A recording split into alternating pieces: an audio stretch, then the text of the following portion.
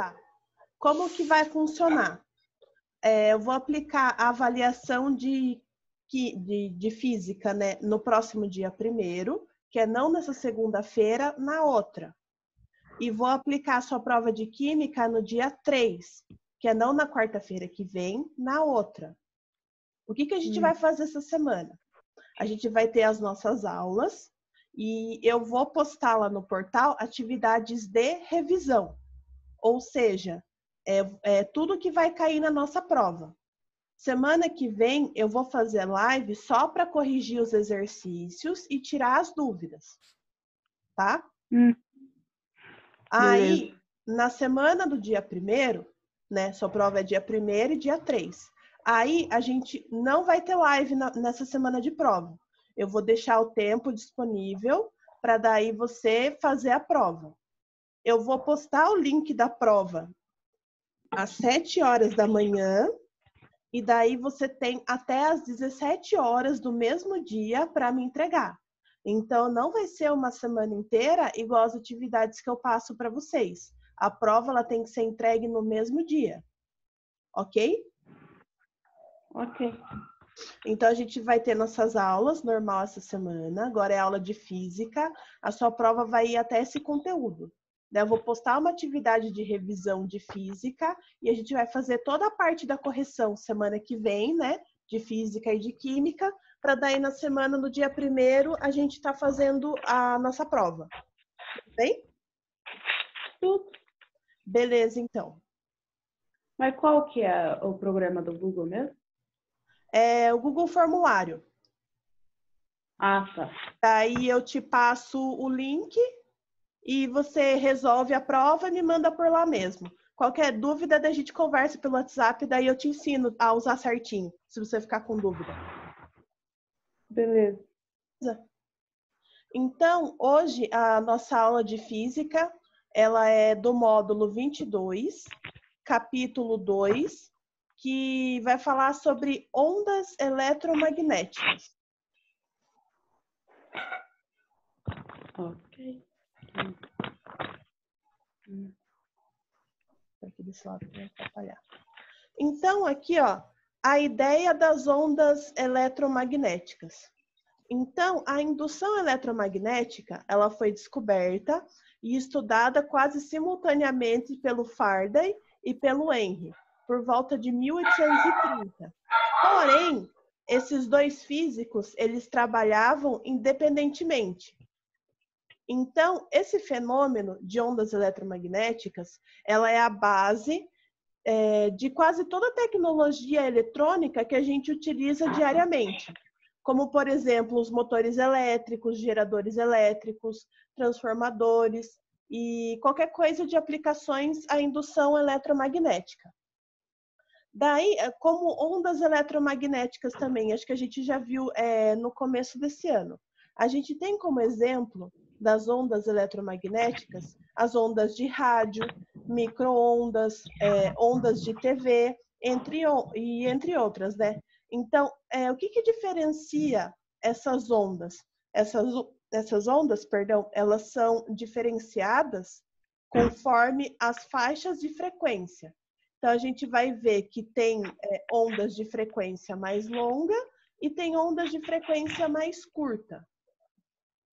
Então, um aspecto notável dessa indução eletromagnética, ela é a possibilidade de transmissão de energia entre dois sistemas, porém, sem contato direto entre eles. Então, esse tipo de transmissão é uma transmissão denominada wireless, que é a transmissão sem fio, que é o caso da nossa internet Wi-Fi hoje em dia. A gente tem um ponto na nossa casa, a gente pode ter até um computador ligado direto a esse ponto, mas através dessa transmissão wireless, a gente consegue ter a internet na nossa casa toda.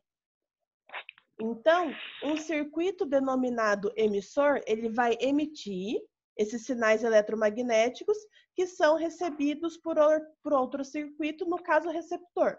Então, por exemplo, o emissor seria o nosso modem de internet, que fica em algum ponto da nossa casa, E os receptores podem ser o nosso notebook, o nosso celular, que vão acabar recebendo esses sinais eletromagnéticos para que a gente consiga ter o acesso à internet. Esse é só um dos milhares de exemplos que a gente pode dar aqui. Então, o rádio, a TV, os radares, todos os aparelhos de telefonia sem fio, eles são sistemas que interagem com outros à distância. Então, as equações de Maxwell, eles previam a existência de dois tipos de campos elétricos. Os campos eletrostáticos e os campos que vão ser induzidos conforme a variação do fluxo. Aqui a gente tem um exemplo da geração das ondas eletromagnéticas. Então, em 1888, o físico alemão, de nome Hertz, ele demonstrou experimentalmente a existência de ondas eletromagnéticas conforme esse esquema que ele construiu aqui. Então, a faísca produzida no dipolo emissor, ele era produzido por uma bobina de alta tensão que induzia a faísca no receptor, ou seja, o aro. Portanto, essa descarga elétrica ocorrida a certa distância, ele gerou no aro uma corrente elétrica. Essa corrente elétrica produziu uma descarga elétrica entre as suas extremidades. Então, através desse experimento, o Hertz conseguiu concluir que houve uma transmissão de energia entre esses dois sistemas, sem que tivesse um contato direto entre eles.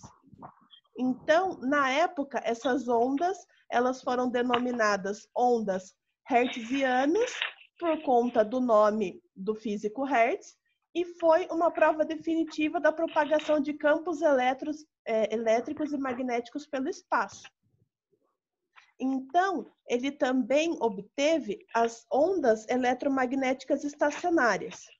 O que são essas ondas eletromagnéticas estacionárias?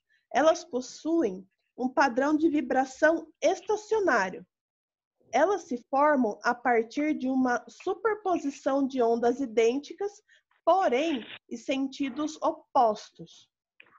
Ou seja, a determinação dos comprimentos de onda e da velocidade da propagação dessas ondas estacionárias, elas se propagam na mesma velocidade que a luz se propaga no vácuo. Aqui a gente tem o exemplo do micro-ondas. O micro-ondas, ele forma ondas estacionárias. Ou seja, ele tem um padrão de vibração estacionário. O que acontece? As ondas são estacionárias, o que justifica o prato do suporte do micro-ondas ser giratório. Por que o prato tem que ser giratório? Porque como essa onda é estacionária, ela não ia ter uma absorção uniforme se o prato ficasse parado. Então, o prato ele tem que girar para que assim o alimento que a gente esteja esquentando dentro do micro-ondas consiga ter uma absorção mais uniforme da energia que é gerada por esse micro-ondas. Então, essa figura aqui, ó, ela mostra a formação das ondas emitidas por uma antena constituída de duas hastes metálicas, que a gente chama de antena dipolar. Por que dipolar? Porque aqui, ó, você nota que ela vai ter polos diferentes. Aqui a gente tem uma antena de polo positivo e aqui a gente tem uma antena de polo negativo. Elas estão ligadas a um gerador eletromagnética de tensão alternante. Então, devido à eletrização dessas hastes, vai se formar linhas no campo elétrico. São essas linhas aqui que estão em roxo. Então, quando a gente tem um processo de eletrização dessas hastes, a corrente ela vai acabar gerando o campo magnético. Então, vai ter uma inversão periódica da polaridade do gerador eletromagnético, ou seja, os sentidos desses campos, eles também vão acabar sendo invertidos periodicamente. gerando as cristas e os vales das ondas. Aqui a gente tem as características das ondas eletromagnéticas. Então, qual que é a característica das ondas eletromagnéticas? Se os campos magnéticos oscilantes geram esses campos elétricos, esses mesmos campos elétricos geram campos elétricos magnéticos oscilantes que geram campos elétricos oscilantes. E assim por diante. Então, quando a gente fala disso matematicamente, a gente consegue ver que essa sucessão de campos elétricos magnéticos, ela vai se propagar pelo espaço, inclusive o vácuo, obedecendo a equação semelhante à equação das ondas mecânicas, apresentando propriedades típicas de ondas, como, por exemplo, a crista, o vale, o comprimento de onda, enfim.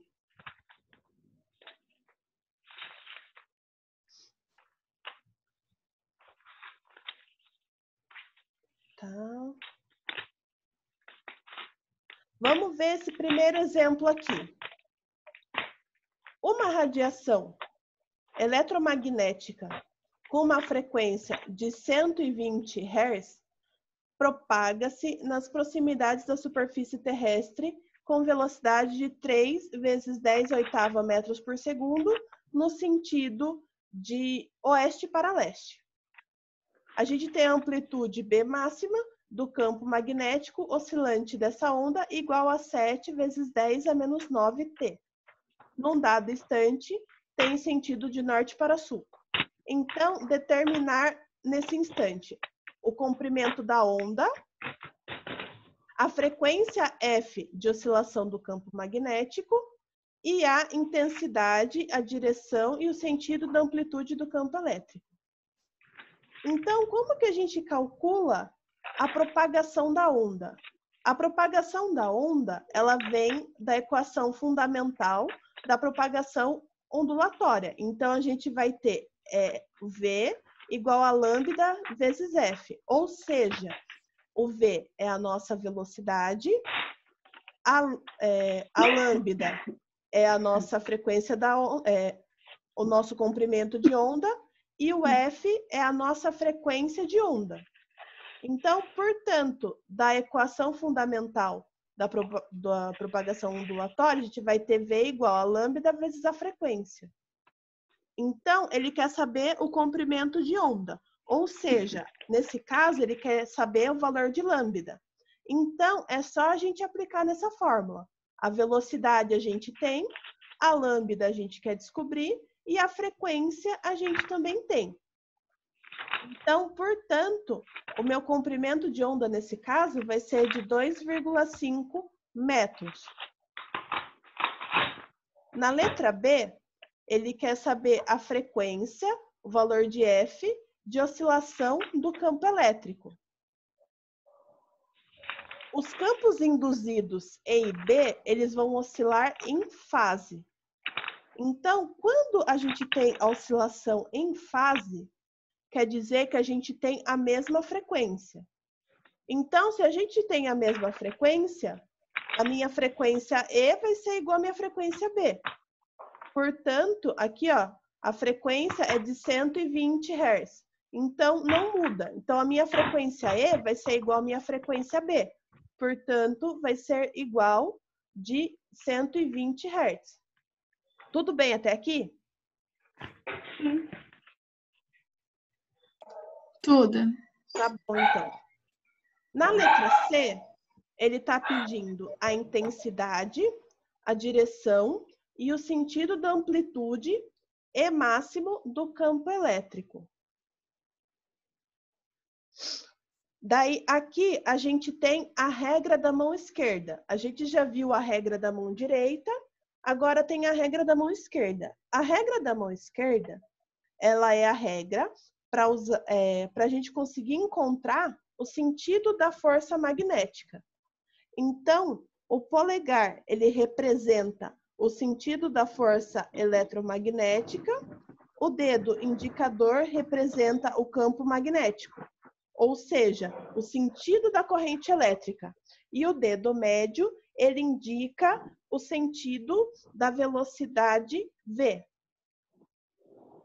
Portanto, o vetor E, ele tem direção e vertical e sentido para cima, que é esse roxo aqui. Como que é calculado essa amplitude? Essa amplitude, ela é calculada pela relação do E máximo dividido pelo B máximo, que é igual a V. Portanto, o meu E máximo, que é o que a gente quer achar, vai ser igual a velocidade vezes o meu B máximo.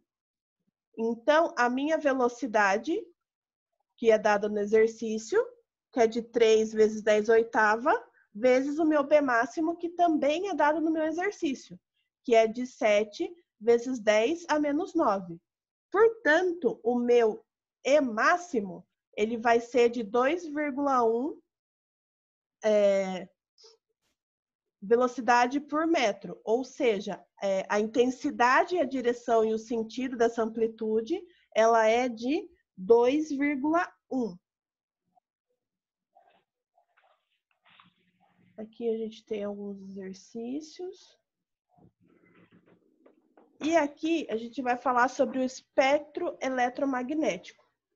O que é esse espectro eletromagnético? Ele é o intervalo de todas as frequências de ondas eletromagnéticas existentes. Ele é geralmente apresentado em ordem crescente de frequências, começando, por exemplo, pelas ondas de rádio, passando por radiação visível e até as radiações gama, que são as radiações de maior frequência. Quanto maior a frequência, mais nociva vai ser essa radiação para nós, seres humanos. Então, as ondas hertzianas, que hoje são conhecidas como ondas de rádio, por serem usadas para transmitir sinais de rádio e de TV, as ondas luminosas são apenas 2 exemplos de ondas em meio a muitos outros. Então, aqui a gente começa com as ondas de rádio. Então, notem que ela é de baixíssima frequência. O próximo exemplo, a gente tem o micro-ondas. A gente já nota que a frequência começa a aumentar um pouquinho. Tá? Aí a gente tem o infravermelho. Vai aumentando. Os raios ultravioletas. Aqui já começa a ser nocivo para a gente.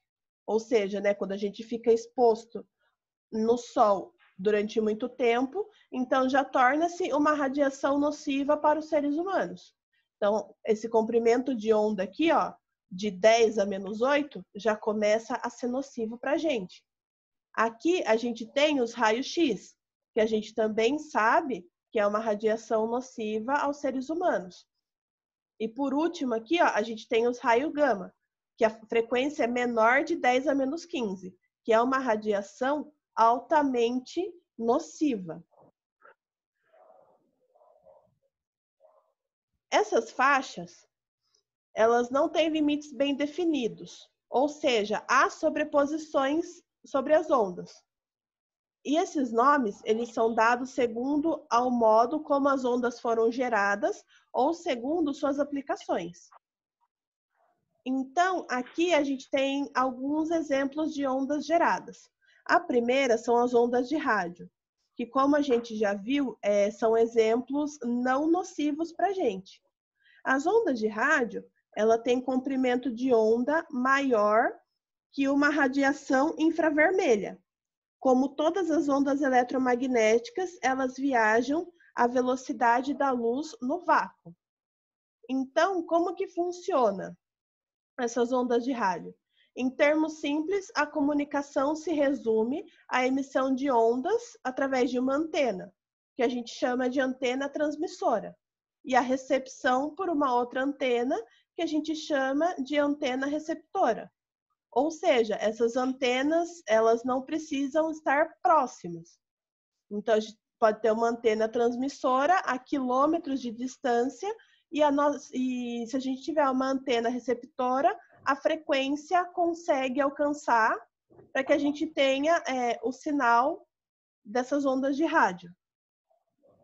Então, as comunicações por ondas de rádio, elas podem ser divididas em 3 categorias.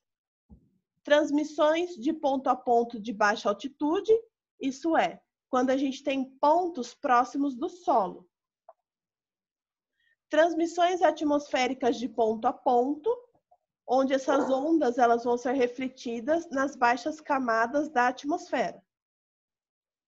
E, por último, as transmissões de ponto a ponto via satélite, ou seja, é quando as ondas elas são enviadas para além da atmosfera terrestre até um satélite que é capaz de receber e enviar para um outro ponto distante da Terra. Aqui a gente tem um esquema de como funciona. Aqui a gente tem as ondas de solo. Aqui, ó, as ondas via satélite, que a gente tem uma antena, acaba passando por um satélite, onde ele é capaz de enviar para outro ponto terrestre. E aqui também a gente tem outro tipo de onda de solo. Os micro-ondas. Os micro-ondas, como a gente falou no começo do capítulo, eles têm o comprimento de onda maior que a onda infravermelha e menor que as ondas de rádio.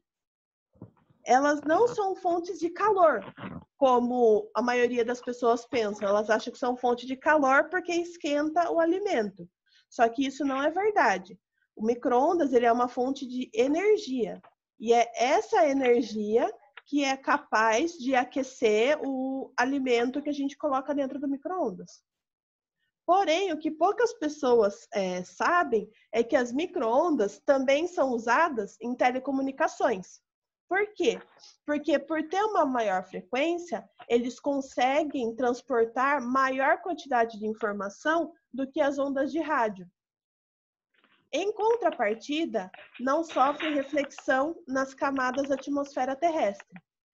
Então, a sua transmissão a grandes distâncias é feita por uma repetição, ou seja, as informações elas são difundidas por uma rede de antenas receptores e transmissoras entre pontos distantes.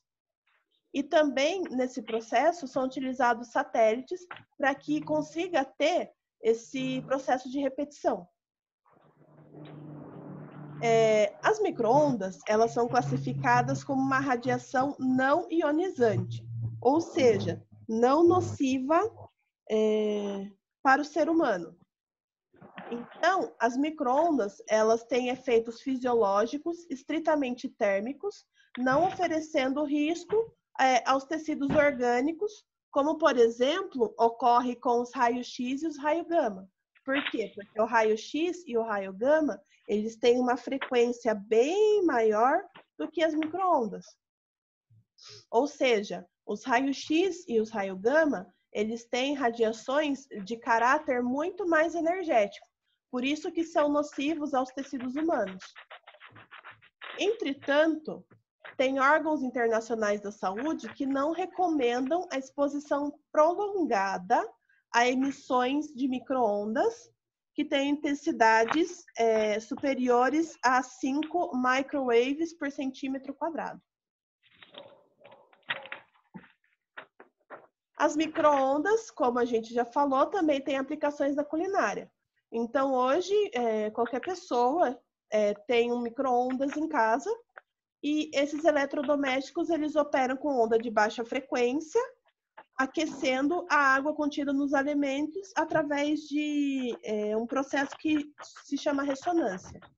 Então, por exemplo, os alimentos como arroz e macarrão, eles não são capazes de ser cozidos em forno micro-ondas, a não ser que estejam mergulhados em água. Daí, com a água, esse alimento consegue fazer a ressonância. Se não tiver água, então esses alimentos eles não são capazes de serem cozidos pelo micro-ondas.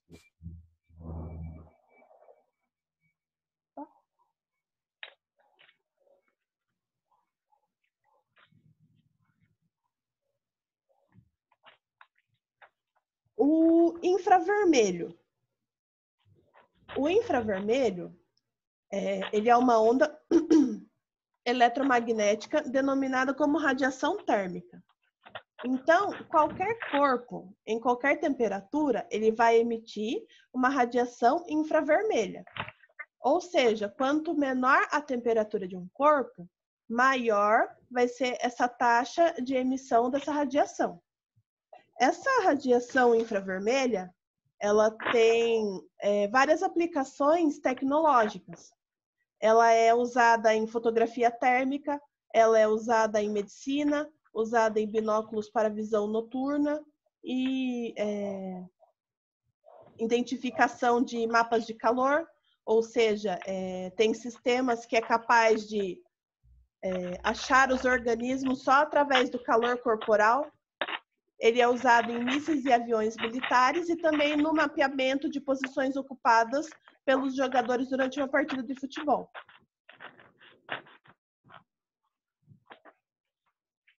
O espectro visível. O espectro visível, ele também é chamado de espectro óptico. Ele é a área do espectro eletromagnético cuja radiação ela é composta por fótons capazes de sensibilizar os olhos de uma pessoa normal. Ou seja, embora eles ocupem uma estreita faixa do espectro eletromagnético, as radiações visíveis são ondas eletromagnéticas fundamentais para a vida. Por que fala que é fundamental para a vida? Porque ela depende da luz solar.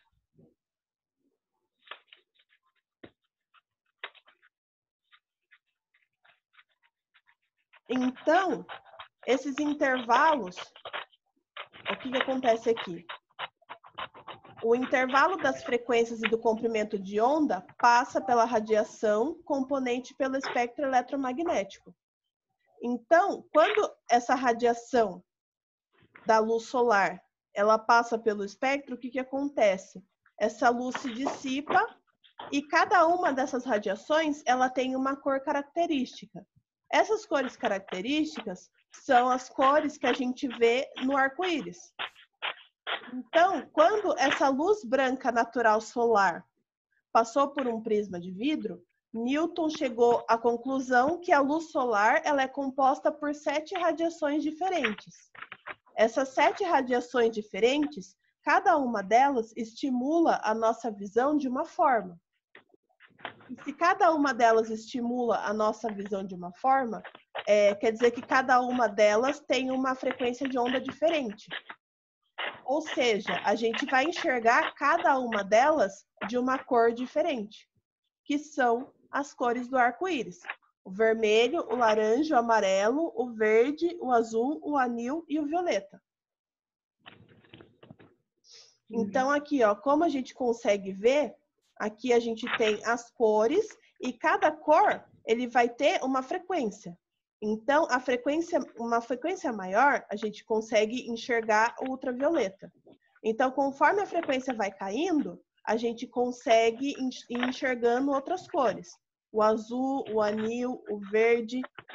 Então, esses intervalos correspondentes às cores que a gente enxerga, eles não são bem definidos, pois há uma transição contínua entre as cores. Por quê? Porque não tem uma separação aqui, ó. Então, é como se a cor fosse se degradando, entendeu? Então, de todo o espectro eletromagnético, essas são as únicas radiações que elas possuem fótons, ou seja, são radiações que são capazes de sensibilizar a nossa visão. A decomposição dessa luz branca natural, como eu disse, ela é diferenciada no valor da velocidade de propagação de cada radiação. Ou seja, esse fenômeno é chamado de dispersão da luz branca. Então, quando essa luz branca ela se dispersa, a gente consegue acabar enxergando as outras cores. Por isso que o nome luz branca, ela não é uma luz branca. Na verdade, ela é policromática. Porque quando acontece uma difusão entre ela, a gente consegue enxergar as demais cores.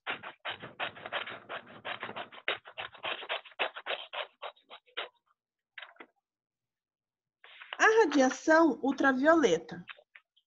Como vocês sabem, a radiação ultravioleta a gente não consegue ver, Porém, se a gente ficar exposto muito tempo, a gente consegue sentir os efeitos dela na nossa pele.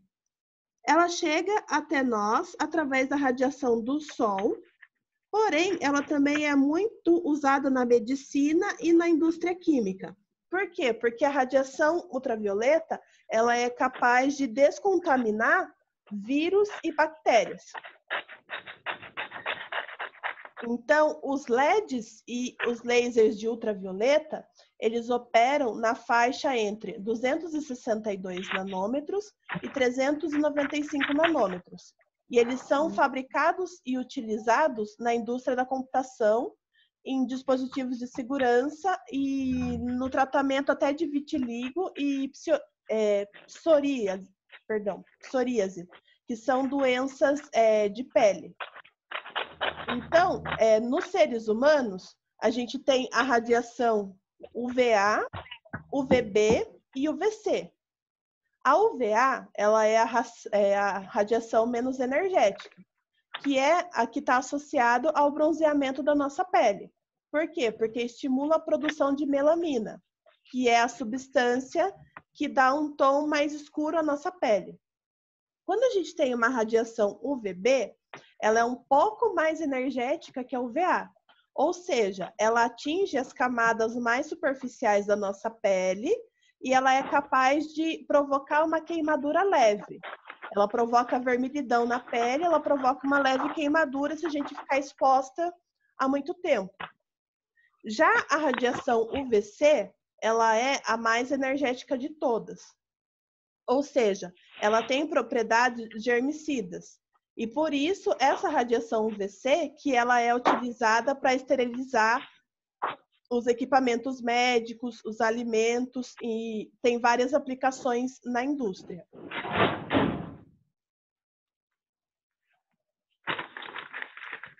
Por último, a gente tem os raios-x e os raios gama.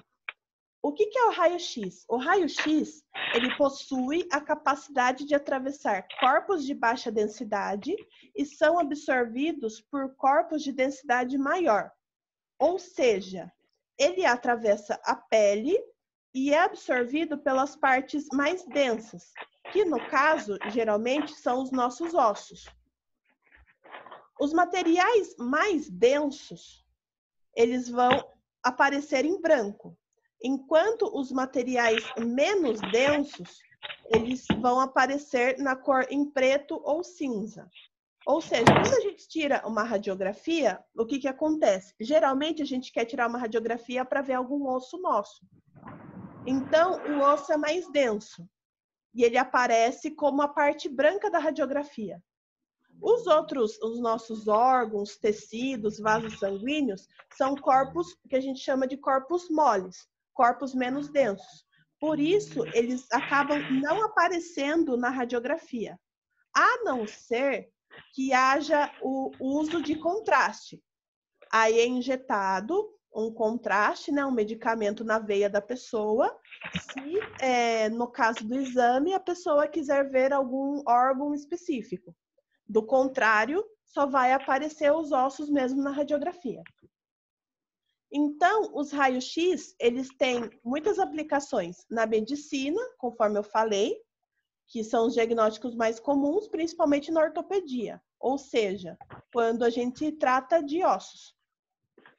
Então, as tomografias computadorizadas pelo raio-x, eles revolucionaram os diagnósticos por imagens em tecidos moles.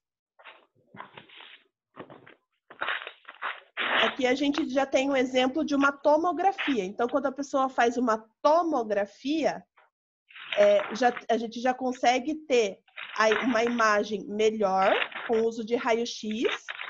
Porém, numa tomografia também é necessário tomar contraste para que esse tecido mole consiga absorver essa radiação X e daí consiga ter um diagnóstico preciso no exame. E por último, a gente tem o raio gama. O raio gama, ele é a radiação mais energética de todo o espectro, ou seja, para o ser humano, ela é o tipo mais nociva. Ela é de origem nuclear, ou seja, ela é emitida através da desintegração de núcleos atômicos instáveis. Por isso, elas são presentes na grande quantidade de reatores nucleares e também de aceleradores de partículas. O raio gama, ele é capaz de penetrar profundamente nas células humanas. Então, ele também é utilizado na medicina, na esterilização de equipamentos médicos e também ele é usado no tratamento de radioterapia para pessoas, né, que fazem tratamento de câncer. Porque o que acontece? Essa radiação gama, ela é capaz de destruir uma célula. Então, quando uma pessoa ela tem uma célula cancerígena, ela tem o poder de se multiplicar muito rapidamente. E quando ela se multiplica muito rapidamente, elas acabam sendo mais fracas. Então, por isso que essa radiação ela é muito eficaz nesse tratamento do câncer. Ela tem que ser redirecionada às células cancerígenas, que naturalmente são de caráter mais fraco, e assim ela consegue degradar essas células. Porém, tem que se tomar muito cuidado. Por quê? Porque essa radiação, ela também é capaz de degradar células saudáveis. Então, ela tem que ser direcionada certinho para o ponto ali onde estão encontradas células cancerígenas, porque ela também pode acabar degradando as células saudáveis. Então, aqui, ó, sendo muito difícil sua absorção pela matéria, a interação das radiações gama com organismos vivos causam sérios danos aos tecidos por causa do seu alto poder ionizante. Destrói as células e, por vezes, até mesmo os núcleos atômicos. Então, a sua utilização requer cuidados extremos de isolamento, conforme eu falei. E a nossa aula, nosso capítulo termina aqui. Ficou alguma dúvida? Não. Esse capítulo ele é bem teórico, ele é bem assim suave, na minha opinião. Não ficou nenhuma dúvida mesmo, gente? Não. Não.